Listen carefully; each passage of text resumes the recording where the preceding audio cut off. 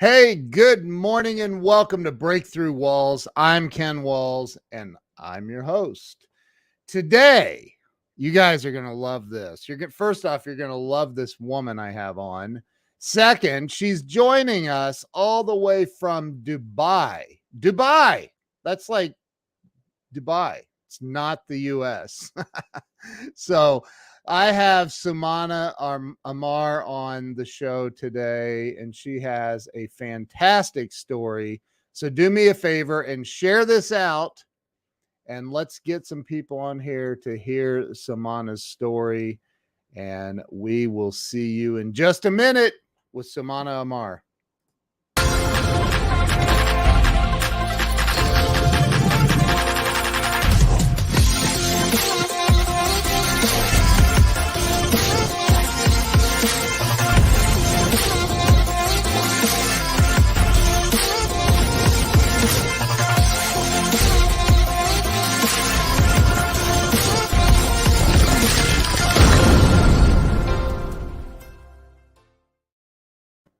And we are back. Let me bring Soumana on the show. Soumana, welcome to the show. Thank you so much. So good to have you here. Thank you. Thank you. So we were recently introduced by our friend Kelly. Yes. And she said Soumana would be a great guest to have on the show. And so here you are. Oh my God. That's amazing. I cannot thank Kelly enough for this introduction. And I look forward to our conversation. Yeah. We're making history here. Well, I started this show. It's been over 4 years ago now. And I literally started the show just so everybody knows she's not ignoring me. She's trying to share this out right now. Yes. Ask me to do that. Yeah, go ahead and share it out. Go ahead. It's done. All right, awesome. So this is all about helping other people have a breakthrough in life. Absolutely. I think that it doesn't matter where you live on planet Earth. Everybody goes through crap and everybody gets stuck, and they sometimes struggle to get unstuck. And so I'm excited to hear your story. You're my first guest from Dubai. So how's that? Oh my God. Oh my, lots of positive things tonight. Good morning to you. And we're both in blue. We're both in blue. I know, right? So, Soumana, let's start with you telling everybody a little about you and start with where you were born and raised. Oh, that was a long time ago. Yeah, right. Yeah, like 20 years ago, maybe. Thank you so much. Yeah. I'm Lebanese. Okay. And I was born in Lebanon in a small village that is probably 20 to 25 minutes away from the capital, Beirut. Okay. These are my roots. I grew up there and I went to university there. And then Dubai was my second home. So I've been away from home almost 20 years. Oh, wow. Yes, I've been in other Gulf countries, but the longest has been in Dubai, in the United Arab Emirates. So both places, Lebanon and UAE, specifically Dubai, are actually like places that I hold dearly to my heart.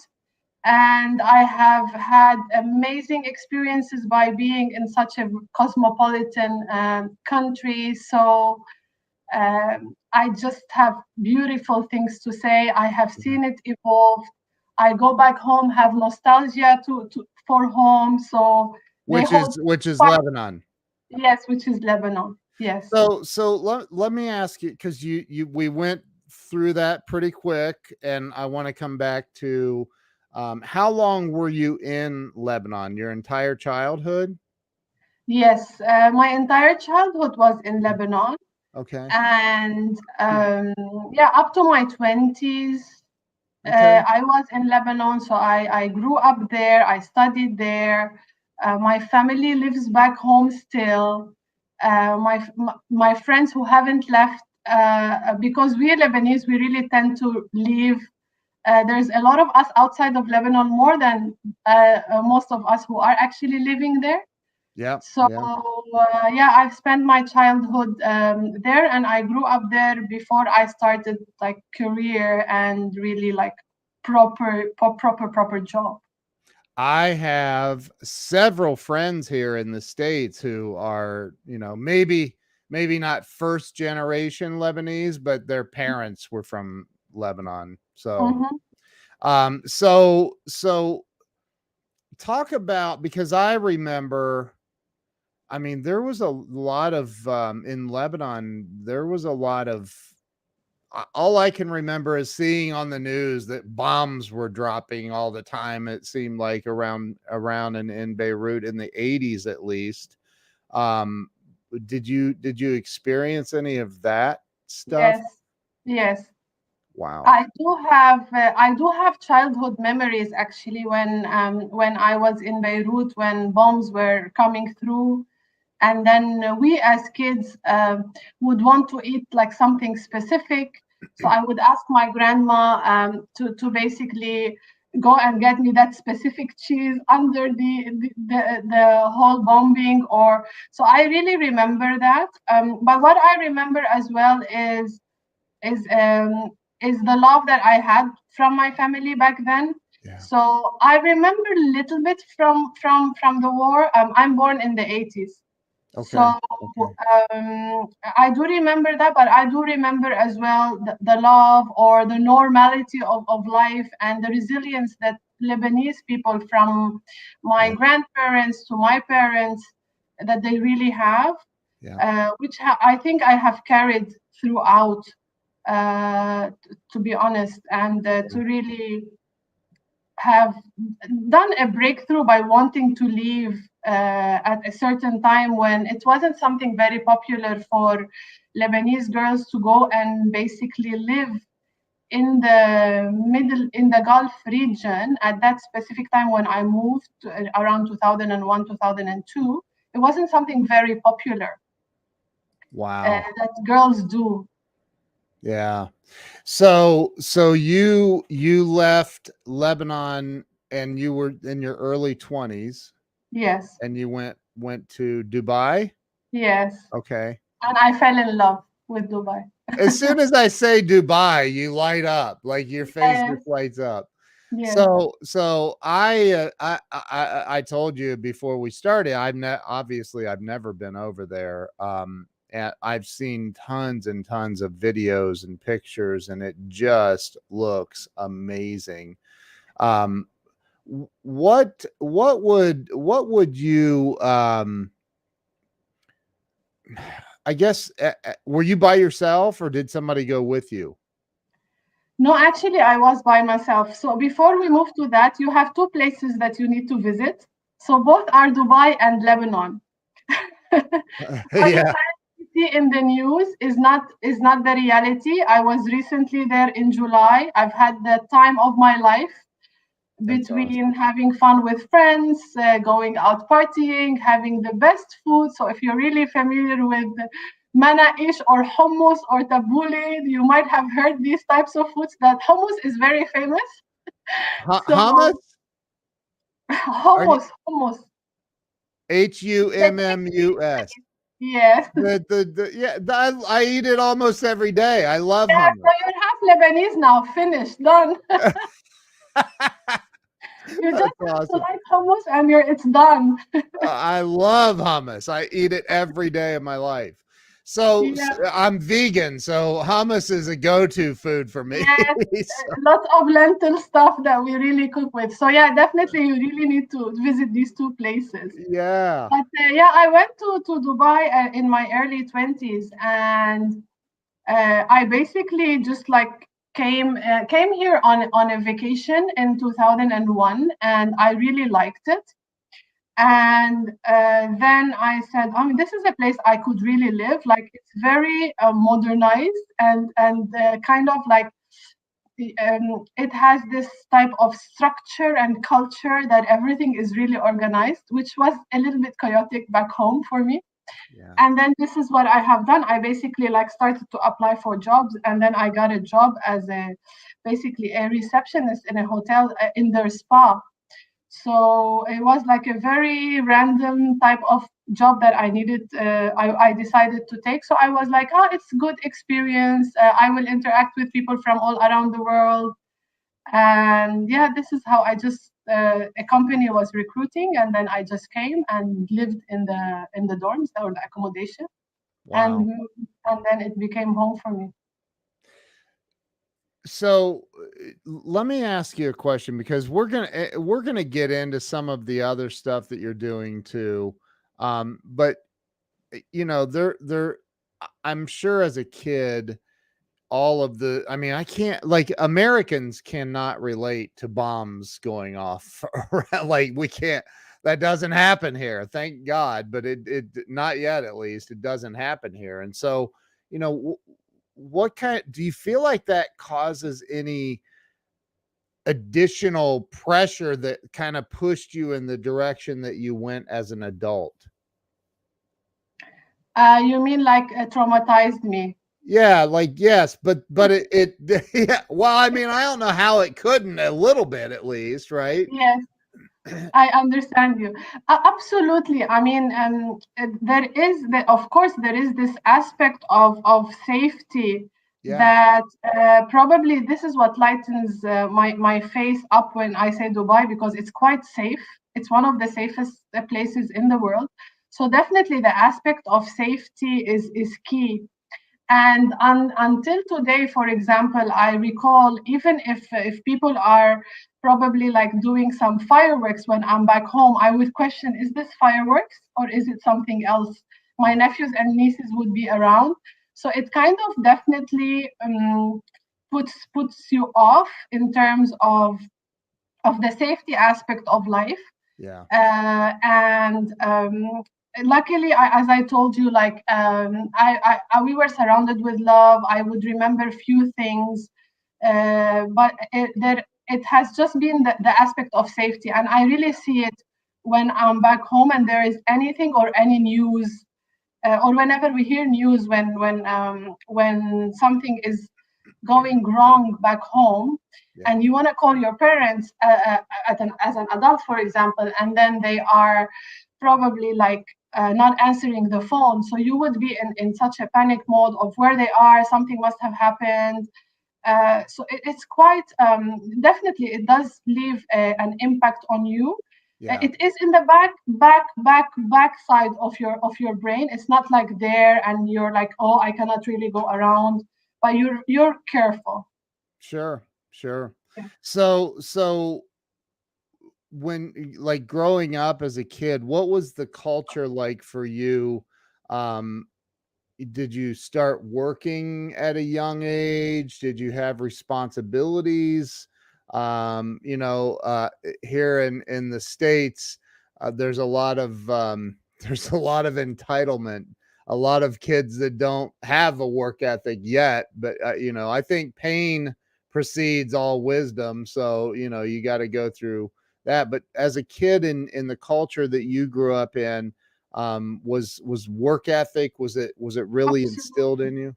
Absolutely. And especially like I remember during my university years, I mean, I would study, still have fun. I really got like a great time. Yeah, And then, in addition to that, I would definitely be, for example, teaching students after studying, or probably during summer, get a summer job that would basically help me to really have some, let's say, income that would come to me that I would use for studying. So yeah, it was something that is very popular.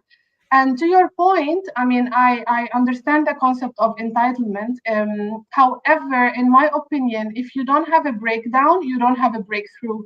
And mm, this is something that I believe. And I've written probably like a little article or a post one time about breakdown and breakthrough, because for me, they are a coin of two sides. yep, So any disempowering feeling that you really have at any point of your life, you can make the best out of it. You really need to understand what is trying to teach you. So if you would ask me if I want to change anything from the past, where I grew up, what's the situation, and it has developed some of my values, I wouldn't want to change anything, because it has taught me that politicians are most of them are, because I live in a country where they are amazing, but like in my country, they've not been fair, or they have really taken away a lot of the entitlements of the people. So it has really Yeah. taught me the value of, for example, fairness and maybe safety and all the things that had shaped me up to be who I am. There's my wife quoting you. I love that. Well, I mean, here in the state, in the US, our politicians are all perfect. I'm kidding. That's a joke. They You're very all lucky. I'm heading there on the next plane. are, no, our politicians, well, we better not even get into that. Yeah. Wow. Our No, we don't have to. politicians are, I can't. I can't. I don't talk politics. uh, well, so, you know, I think and Jackie says pain precedes all wisdom.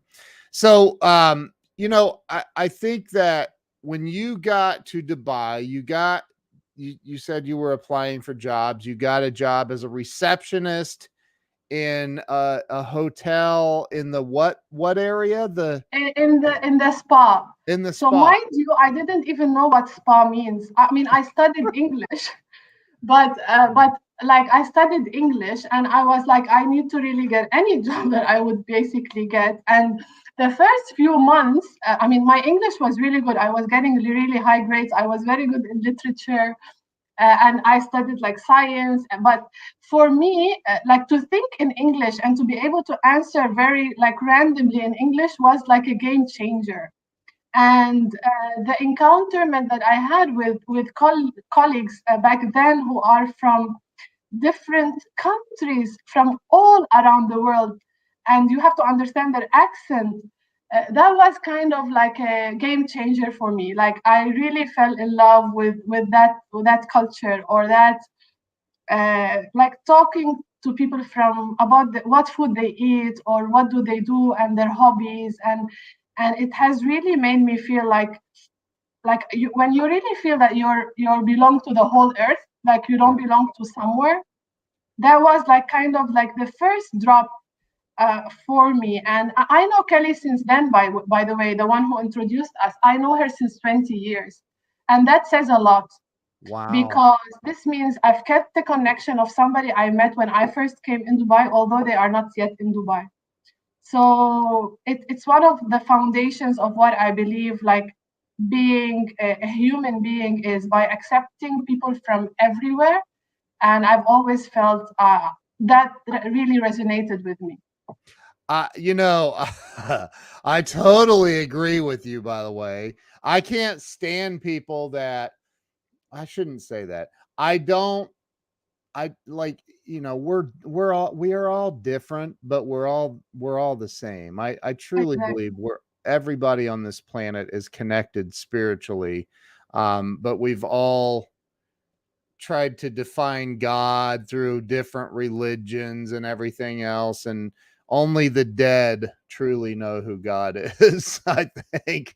But so let me ask you this, because I don't, again, I'm coming from a place of total ignorance, having never been to, is that considered the Middle East? What is considered the Middle East in terms of? Dubai, is that part of the Middle East or Oh, no? absolutely, it's Oh, it's it's in the Middle East. It's one of the. I mean, it's the Gulf region of the Middle East. Yeah, okay. absolutely, Okay. absolutely. I'm learning here. Yes, that's You're great. helping me. You're helping me. That's great. We can do that Yeah. anytime. But you like don't how do I even ask this? Aren't women treated differently there? Like it seems like everybody has told me, or I've heard that women have to cover their faces and their heads, or is that not true? And I mean, there is a certain religious dress code that women choose to wear while they are in Dubai. Okay. So you can wear Choose. your abaya, you can wear your abaya without cover if you want to, but as a there isn't a mandatory rule for you in Dubai to be wearing the abaya. I mean, I just wear my jeans or whatever I would like to wear when I'm going out. So I feel total freedom. I would wear what I'm wearing here when I go to the States, when I travel. So the respect that they have to women and the empowerment that the people have really put. I mean, I think that we're very close to the Emirati National Day, Women National Day, by the way. I believe, if I'm not mistaken, it's tomorrow. They're Oh, celebrating the Emirati National Women, I believe, tomorrow. So wow. they have really empowered the women to be in places that most of the other countries can aspire to really be at. So no, I feel safe. I wear what I want based on where I am going. Yeah. You dress the part. It's an open country with its own conservativity, as long as you're basically respecting um, everyone else with the way that you're living. But no, it's you no, your perception is wrong.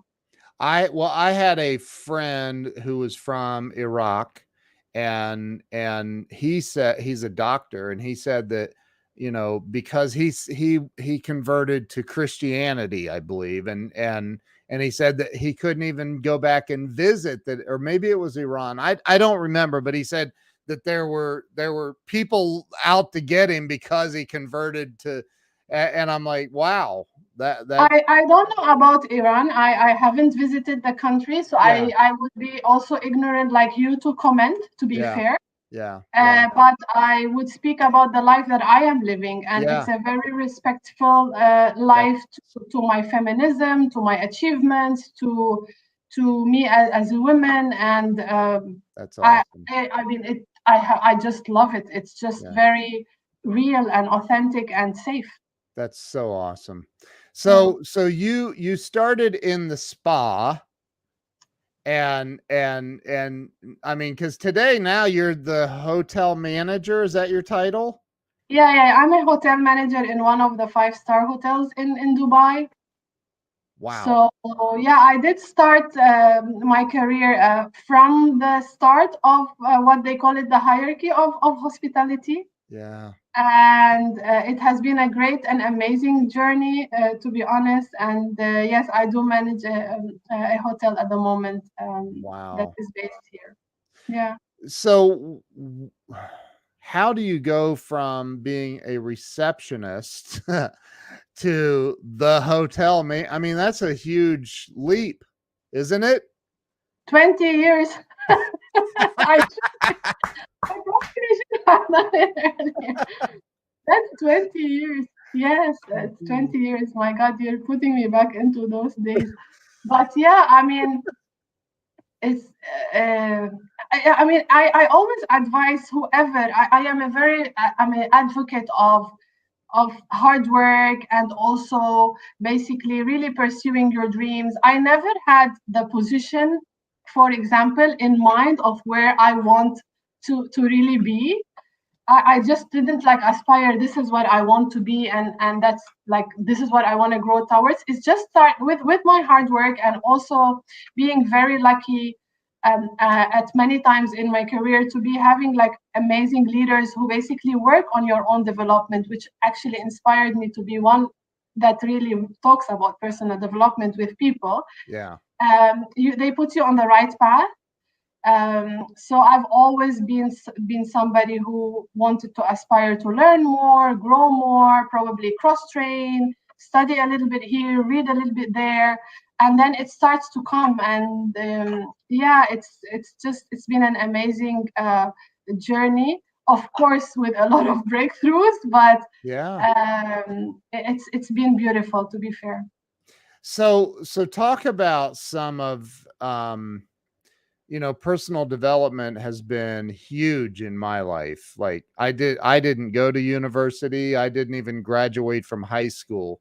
And I had a teacher tell me in high school I would never amount to anything. Now I've written 7 books and she's written 0 books. So I'm who's never. writing my first book. Yay! I was going to ask you if you had a book. That's so awesome. Yeah, So I'm writing awesome. my first book, and it's soon going to basically, and it was inspired by something that happened in COVID, but we can talk about it later. But oh my God, Happened you've where? written 7 books. I need to pick up your brain. It has been one of the most, how can I say, like, it's been um, the amount of healing and self-reflection and Yep. procrastination and Yep. all all emotions that have come up since I started writing my book has been so much.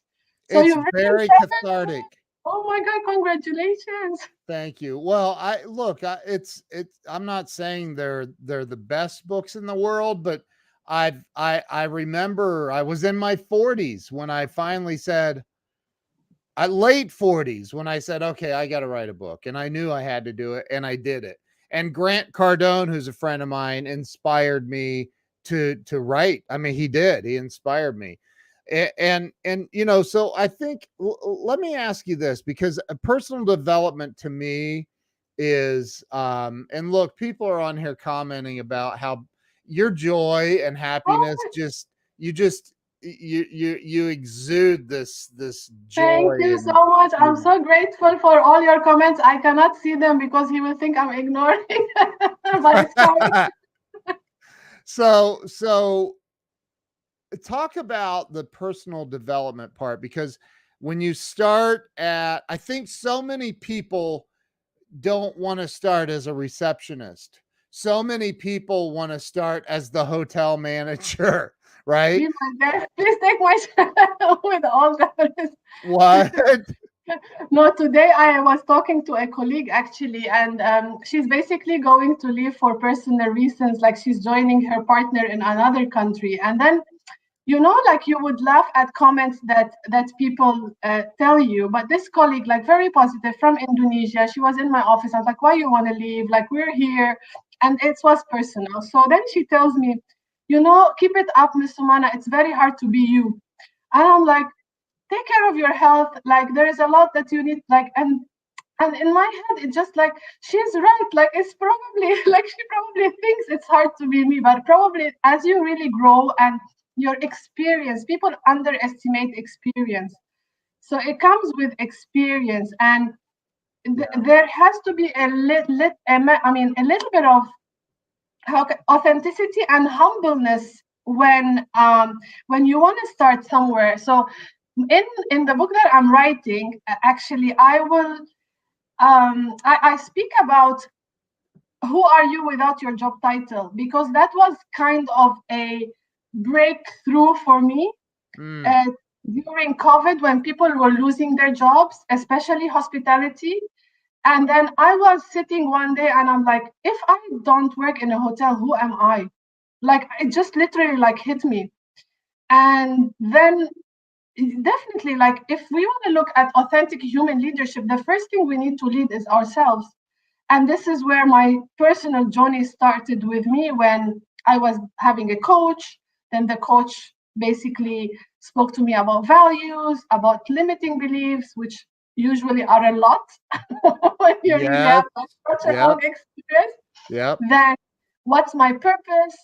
And then I recall one day when she asked me to basically work on my own personal purpose. And I always liked coaching, so I was doing some coaching courses myself online before I really got my current certification, which is strength-based coaching. And then I called her crying. I said, I cannot do this purpose thing. I don't want to do this whole purpose. How can I do this purpose? How would I know what my purpose is? And I said, no, this is not for me. And I was literally crying. And then I remember like specifically, we went out. She said, we're not going to have any coaching. We're going to go out for breakfast. We're going to sit and you're going to be putting out all your thoughts on a piece of paper. So we ended up putting all my thoughts on a piece of paper, and then we broke down, and I'm forever grateful for her. She's a very good friend of mine now. And this morning when I'm on your show, she's the first person I really texted to thank her for pushing me there. Oh, And then this is where the values came out with, and then we really like identified kind of a purpose of what I want to do. And it's been something that has always been that I have in the past couple of years, I'm leaning on it because the moment I do something, I say, does it align with my purpose or not? Is it part of my values or not? Why do I get angry if this person does this or not? So personal development for me has been big. I don't recognize me before my purpose was clear and yeah, after. I'm like two different people. And when they tell you and like you can create a new self through personal development, like this is very true. You have an ability with, of course, with science at the moment, with neuroplasticity and everything else, to really accept to be a beginner. Because if you have a beginner mindset, yeah, you're always going to grow. You're always going to develop. You're always going to be able to be the better version of yourself day after day. I still deal with that. I yeah, still deal with a lot of limiting beliefs, a lot of days that, I mean, my joy probably, thank you for the comments, but I have my days as well. And this is where there has to be a lot of like self reflection. yeah. I totally agree. Totally agree. So when you I think about, COVID. There's a lot of hotels that didn't even survive in COVID. Correct. They went under. Yeah. Did you stayed employed? Yes, I was working in a sister property to the current property I was working, and yes, I was left employed. Wow. And during COVID, at that specific hotel, we were open because we had some people who were basically, I mean, open for the ones who were living still in the hotel, and then closed for whoever. Yeah. So yes, So but you but stayed, Dubai has been known to be one of the places which has really managed the pandemic in a very, very, very professional manner. yeah. So I feel actually blessed to have been in this period at in this place, to be honest. Yeah. So but that was a moment during the pandemic that kind of was like you had a moment, I'll call it a spiritual awakening, so to speak, Correct. right? You had a moment where you were like, wait a minute, what if I lost my job here? Who am I if Exactly, this isn't it? exactly. That's it. It's exactly as how you explain it with a Yeah. lot of emotions. Yeah. Right. Did you It's cry? absolutely, absolutely. Did you? Because you really like when you don't know yourself, like you kind of think you know yourself. Yeah. You basically lead your teams before you're in an autopilot style. You have your life, it's kind of like going in the right direction. You book your vacations when you want to, you have your hobbies, I do my sports, all of this thing. Yeah. And then before pandemic hit, I just had a coach who I wanted to speak to her about personal stuff, and like, and then COVID hit, and then all what we were doing was this whole breakthrough of like, who am I, and what will I do, and if this happens, and then anxious thoughts and anxiety kinds of flares, and why am I feeling what I'm feeling? So I definitely would call it a spiritual awakening. Yeah. It's actually kind of like now a friend of mine calls it, it's like you're in the divine order of why you want to do what you want to do and how do you want to get to know yourself. Yeah. And it has been a journey since then. This is That's exactly like the what you explained. That's amazing. I only know how to explain it because I've experienced it, right? Correct. And I wish So everybody would. It's yeah, actually the lowest you can really feel as a human being. yeah, uh, you basically they call it in psychology probably identity crisis. yeah, they yeah. they might call it like anything else than maybe spiritual awakening, but I would say it is definitely an awakening, whatever terminology they want to put behind it. Right. So you when you had this moment, um, it's not like you don't have these moments in life where you wake up and all of a sudden you have all the answers. you literally are like, holy crap, I have no answers. Like, right? So what were the next steps for you to help you get to where you are now? What did you do? How did you find the answers? What did you start looking for? And somebody on here, Dana, said, how did you know your purpose? How did you find that? What happened? I still look for answers. I don't have the answer. That's very important for people to know. You can definitely shape your purpose, and then it's malleable, it grows. But basically through the coaching that I was going through, and through I really leaned into a lot of meditation, a lot of Mm, journaling during that period, a lot of tools and ways of me to really understand what is going on. So the journey has been identifying my own values and my limiting beliefs. These were the basic steps of any personal development that I wanted to go. I mean, I went through, because through that you get a lot of answers. You yeah. understand why people's reactions sometimes trigger you, or why something makes you really very happy. If you talk to me today about personal development, I could probably sit for hours, because it speaks to me, it speaks to my passion, it speaks to the thing that I feel I'm divinely led to basically do in this life. So there Yeah. has been a lot of work when it comes to working with my mind, my body, and my soul. It might sound very cliche, and it might sound something that people think, oh, okay, mind, body, and soul, and I just go work out. But it's not like that. I mean, I really like quote a lot of Robin Sharma when he really speaks about your 5 a.m. club. It has been a book that I probably have studied, not even just read, and highlighted, and went into the things that you could do with early rising and stuff, and I've done it. I've also have I mean, worked on my mind. I start during the pandemic is the time where I, slightly before, but I mean more consistent. During the pandemic, I went into meditation. It was new to me, so I really was, I now can understand when they tell you, like, listen to your own inner voice, because this is where I was able to get some answers. It got clearer to me. I read a lot. I got inspired by somebody called Dr. Joe Dispenza, who is somebody. Ah, I love Joe. Yeah, he's like, Love. I had probably a couple of obsession months with Dr. Joe Dispenza when it comes to basically how you can really shift your reality. Yep. I've had a lot of, I've read, I've spoken to people, of course, through coaching. And I mean, it's a journey. So you don't really come to your purpose just like that, but you have to do the work.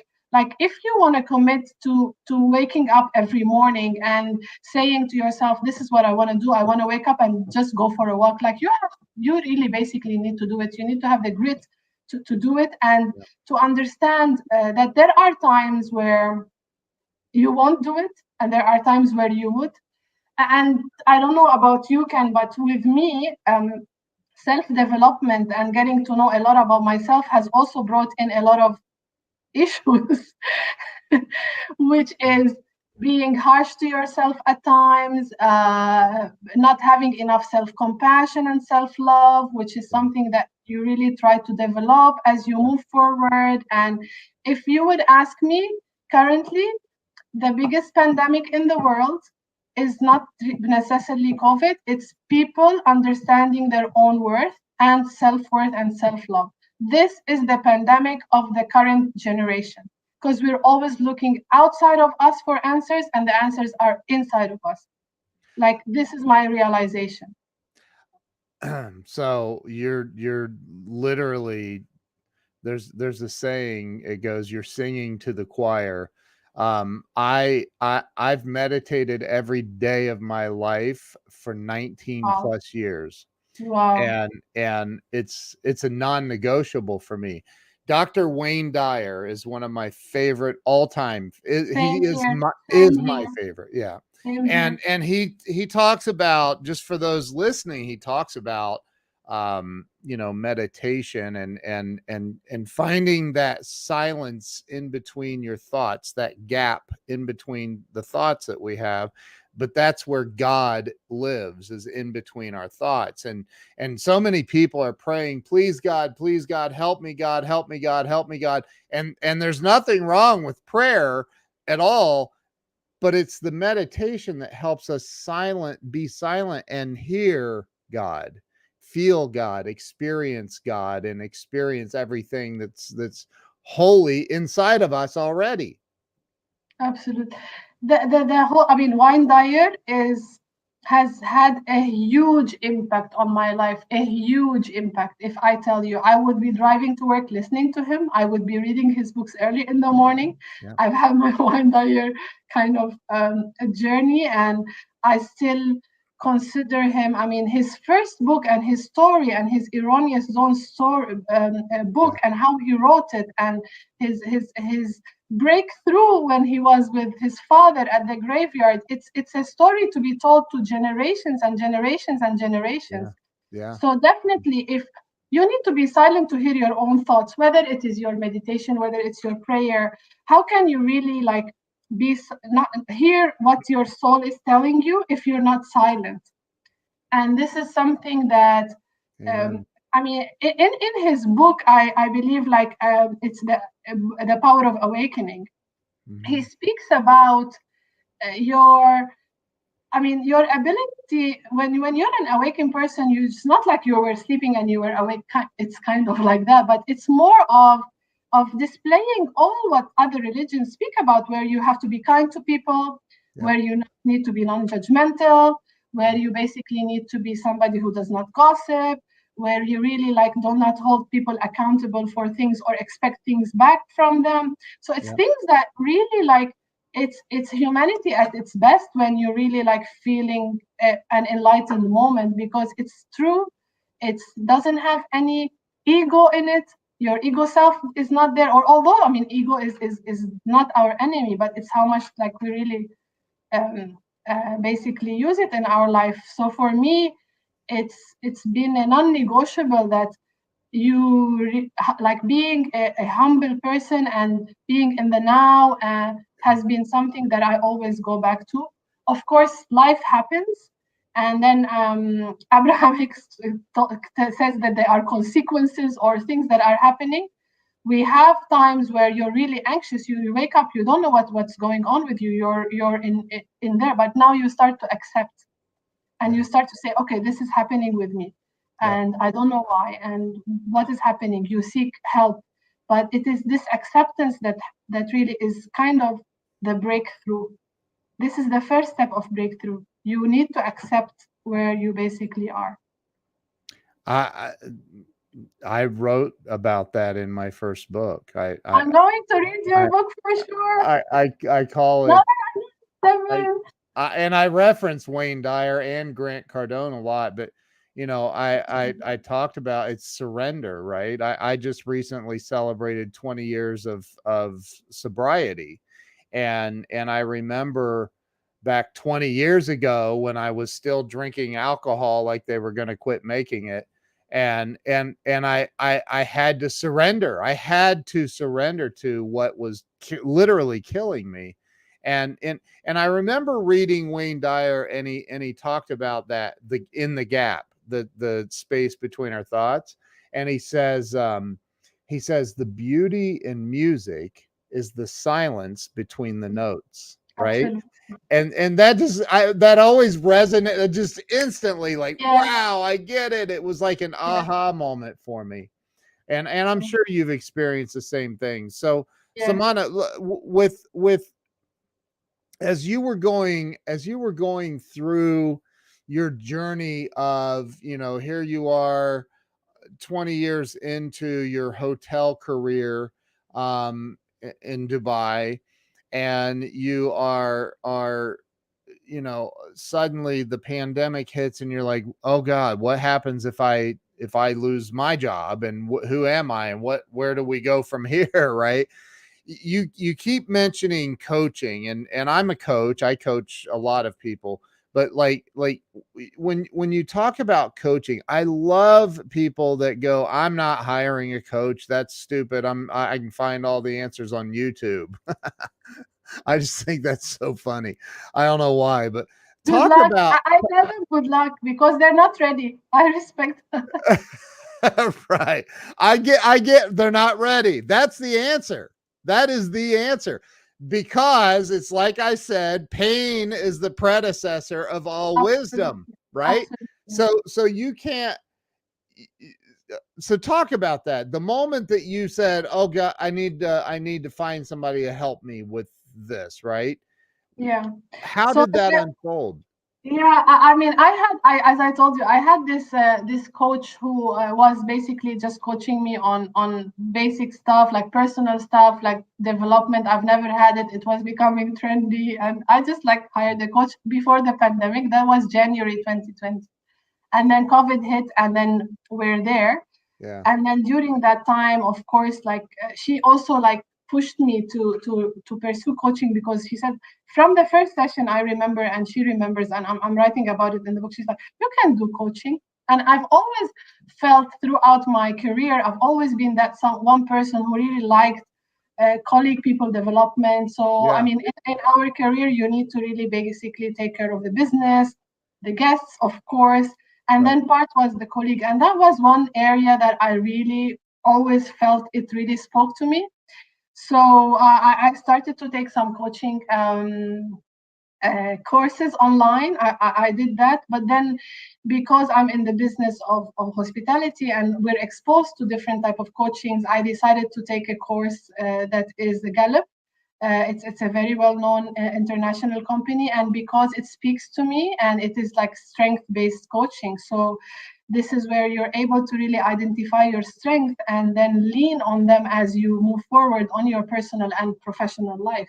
And I've always used them throughout my career. Before I became a coach with them, I've always used them to recruit I mean, move people around within the team where I feel like somebody who's probably strategic can do a strategic role, or spot talent. So it's kind of a talent to spot talent. Yeah. Yeah. And this is where I basically like said I'm going to get myself certified with that. And so I did an online life coaching course, and it was an eye opener. I was being coached myself, and then I did the strength based coaching. And then as a coach, they always tell you like you don't really basically give people a fish, you teach them how to fish.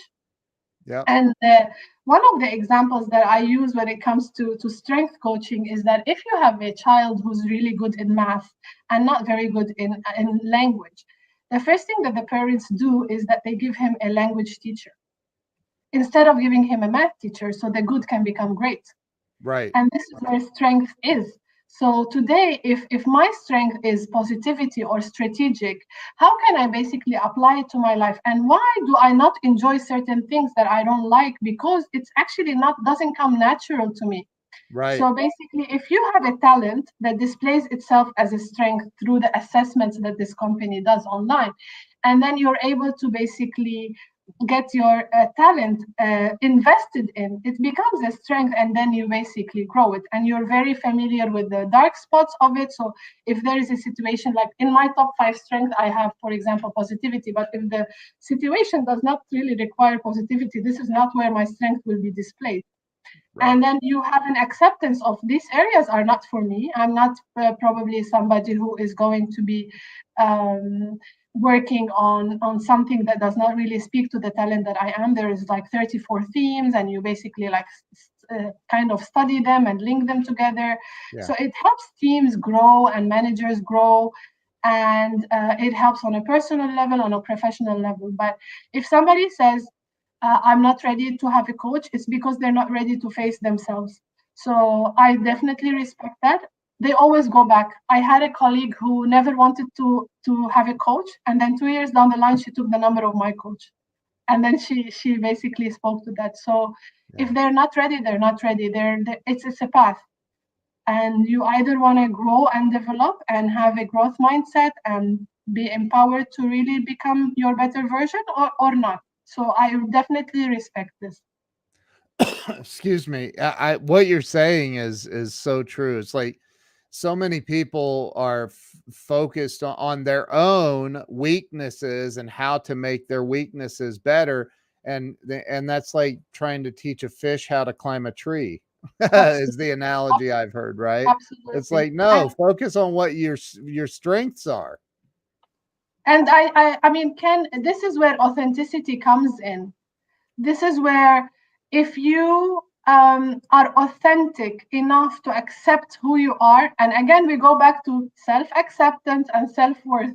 Yep. So it's a chain reaction. So you accept yourself, you accept that these are your strengths, you develop on your strength, and you're going to grow from there. I mean, you cannot imagine how much really understanding what you're good at can really get you into. Yeah. It's just an unbelievable journey. Like, you don't have to beat yourself up. And I've been guilty to beating myself up, and in terms of wanting to be, of course, you're like, if you're kind of a high achiever or whatever, you want to just like grow and develop, and you hold Yeah. yourself accountable and responsible. I'm like, no, but I don't enjoy to do this. Like, I don't really like it, and I need to know how it's done, but I don't know it. Can I delegate it? And this is where you're basically, when you're leading, you're basically smart. Right. That's so I think so. Let me ask you, I cannot believe we're already at 51 minutes into this I'm so interview. This is enjoying this. Thank insane. you. That went like that. So let me ask you this, and I ask every guest this question. Um and the number one answer is fear, so you can't use that. You have to come up with a better answer than fear. But the question is, in your opinion, unless it's fear. I'm Oh kidding. my god. I have a lot of books. Let me look behind me. So, in your opinion, what do you think stops people in life from having two things? Number one, real financial success, right? Real financial success. And number two, freedom and happiness. And I do think they are related. I do think I love how Grant Cardone said, this guy comes up to me after I give a talk and he's like, Grant, not everything's about money. And he goes, I looked at him and said, you're broke, aren't you? Like, Oh, and for women, they say it's better to cry under the Eiffel Tower than like some in a very fancy car than to cry somewhere else. yeah, right. Then in a grass hut. So talk about, in your opinion, what is holding people back from experiencing real success and joy and happiness and freedom in life? I mean, fear falls under one of the limiting beliefs, because we are actually afraid of who we would become if we were successful, or if Mm, who would become if we were really like financially freedom, because it's not familiar. So I'm sorry, I have to say one of them is fear, because we're actually afraid of the unknown. We're afraid of what our life would be. So we're going to be out of our comfort zone if we are if we're living a different lifestyle. And the second thing is basically limiting beliefs that are related to self-worth. I repeat, it is self-worth. So it's the fear of something unknown, and it is self-worth, because am I deserving to be somebody who is very successful? Am I deserving to be somebody who is able to change people's lives? And one other thing is fear of people's opinion, because we basically feed from people's opinion. We basically feed from their way of thinking about us. We want feedback. We want that. We want to know that yes, this is making an impact in our lives. And I am guilty of that. Everybody's guilty of that. Once you get clarity on your purpose, you will have those dips where you say, like, I had my moments when I was writing the book, and I said, but who will really think you are? You want to write this book? Like, what are you really thinking? And then the only time that I went back and said to myself, if it will help only one person on this earth, it is enough. So uh, that's how what I think. I mean, you're really afraid of unfamiliarity. You're yeah. afraid of people's opinions, and as well, you basically do not feel that you deserve it. I experienced I actually got to a place when I wrote my first book, Soumana, that I said, I don't care if one single person on planet Earth buys a copy of this book. You know what? I I I got to write my book. I got to get it out, and I got to get it out there no matter what. And then it became a number one bestseller on Amazon. Oh, So, oh my God, I want those vibes to me, please. Because yeah, I stopped it's at some point. I stopped in the middle. I can relate to you because I was like, what are you thinking? Like, what do you want to put in there? And the moment I started basically going back, if one person is going to be benefiting from it, and then it's just some stories. I mean, I speak in my book about how I learned swimming at the age of 39, professional swimming. I speak about how I went in and started painting during the pandemic. Like, these are like just real authentic stories about my life. You want to read it, it's up to you, but it had helped me. And then when I actually accepted that it's just a simple book, it started to flow. that's it. That's it. So during the pandemic, um, suicide rates skyrocketed all over the world. People gave up, Mhm. and to me, that's just heartbreaking. If somebody listens to this, or somebody is watching right now, and they feel like they've given everything they have and they still can't get their crap together in life, they still feel like they are floundering, and that maybe they're getting ready to lose all hope, what would you say if they reached out to you and said, Soumana, I've tried everything and I just I can't, I can't make it work? What would you say to help them get through to the next moment? I always lean on gratitude when it comes to these moments, to be fair. I myself, I mean, during breakdown, you basically feel like, oh my God, like this is the end. You don't know what you want to do, what's the next step. But the gratitude is something that really pushes you up. I would quote Wayne Dyer here: let go and let God. Because the moment you basically let go and you lean on gratitude and just see a little bit of hope in a tiny, tiny hope, when you really shift your perspective from what you're seeing to gratitude, a lot of things changed.